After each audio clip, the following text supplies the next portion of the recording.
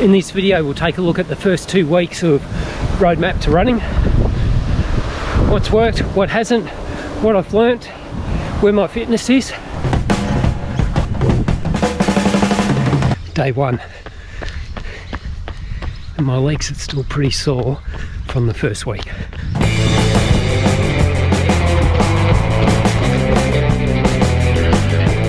Maybe the aches and pains is a bit of a good thing. It shows that I'm doing something my body's not used to, and you don't get better just sticking to what you're already good at. So this run is a tempo run, 6 kilometers, plus a warm up and cool down. Intensity in between the 2 thresholds, above the lactate and below the anaerobic.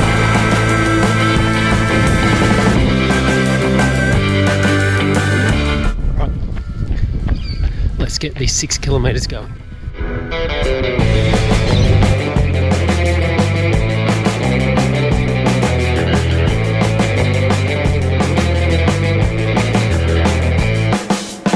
But it isn't in between the thresholds, that grey zone, that bit in the middle that we get so much advice to avoid. Like all general advice, it is only general. And a vast number of amateur runners run most of their runs in this zone. Why? Well, in this zone, it feels like you've put in some solid work, but isn't too hard. So is there a time and a place for these runs? Yes, just not all the time. They are great runs to teach pacing, effort control, concentrate on form, and develop conditioning for training at or above your anaerobic threshold. But like most tools, it's how you use it. Now, don't underestimate the power of tempo runs. If done right, for the most part, they should feel fairly comfortable. But they do sneak up on you towards the end.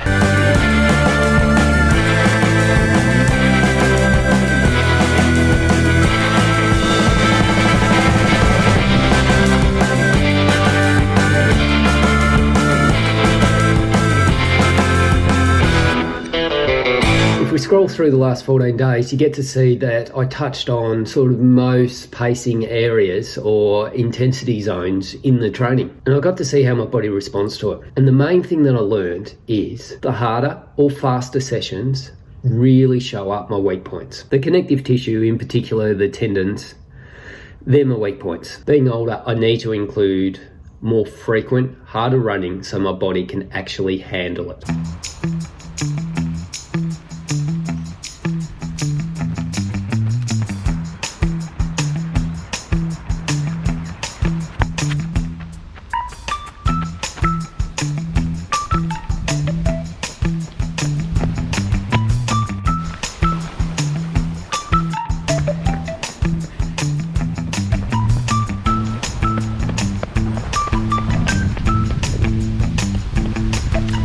Week 3 is going to include some testing, and it's going to fill in the gaps that I didn't learn about myself over the last 14 days. And my training weeks are going to be extended out to about 9 days. On paper, if we just go by headlines, it will look like I'm including a lot of training. It's not quite the case. What I will be doing is touching on each area so my body is able to handle when I focus on those harder training sessions.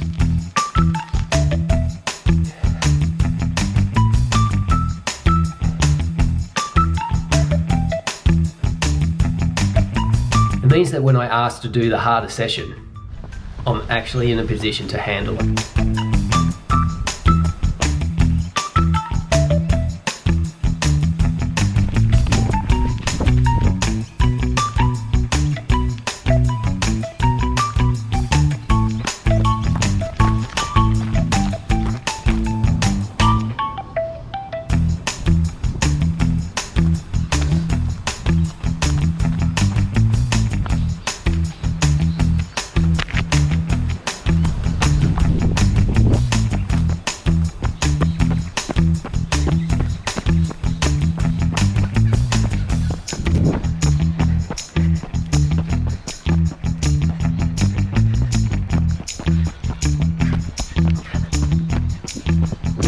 So the first 2 weeks of roadmap to running was quite an experiment in seeing how I handle the sessions. Not quite as good as I hoped, but it gives me a good starting point Then we'll look at the structure of what the training will become.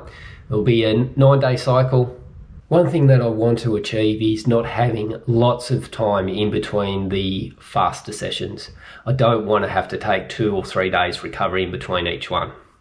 So as a result, that will require a lot of careful load management. Now, I always say that habits are stronger than motivation, and you shouldn't need motivation to keep you going. Discipline keeps those habits working. But that said, I get inspiration from others. One person who's been a bit of inspiration lately is Chris Furlong. He'd originally been training for the Melbourne Marathon, and with all the COVID changes, change of date, and maybe it even going to a virtual marathon, he's still been working hard. One thing in particular that's impressed me is, with all the restrictions, he's managed to keep up his training, particularly the long run. And to get his long run done, he's been out there for the hour outside that has been allowed, and then covering the rest of the distance for a total of 30 kilometres by doing laps in his driveway. If that's not a hard mental challenge, I'm not sure what is. Anyway, he puts up weekly videos in quite a long form format. He covers a lot of topics, and it's a great insight to the struggles and triumphs. I'll link up here and down in description.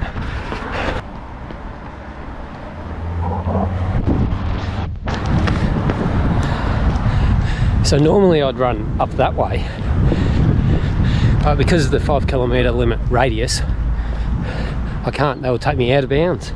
So it looks like I'm turning here and taking a different route than I normally would if I was running out here. I also listened to a few podcasts, and one in particular recently really inspired me again. It's the Prana running podcast, but one episode in particular was an interview with a hero of mine, Emma Carney. Is the world champion for 1994. Only being a world champion triathlete was definitely one of the biggest inspirations that I had in the 90s, getting into the sport itself. The interview gives some great insight into the minds of a champion. Definitely worth a listen. Also have a listen to the other episodes in that podcast. The Prana Running podcast interviews quite a variety of runners from all different walks of life, from world champion down to the beginner and everything in between. It explores more than just the numbers. Again, I've linked it down below.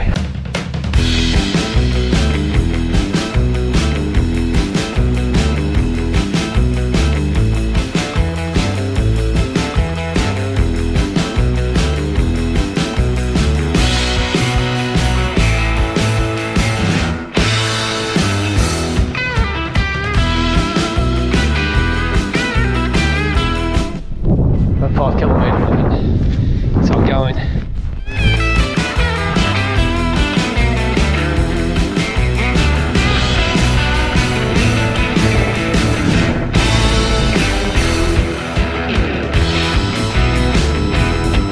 Sometimes you just got to make do with the opportunities you have available to you and make it work.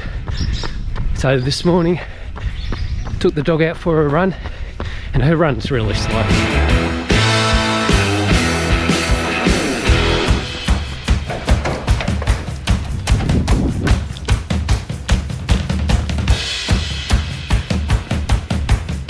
But we're out for an hour, consider that my warm-up, and then I get to fit in the 20 minutes of hill repeats, and then it's time to get ready for work. Good thing is I'm surrounded by hills. In fact, I even live on the side of a hill, so any direction I head out, I've got to go down and up.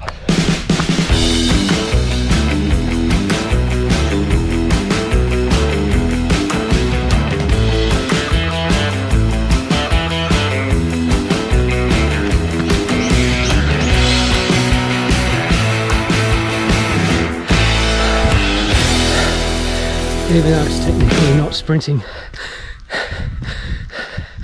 those hill repeats still hurt. I think I've got a lot right this week.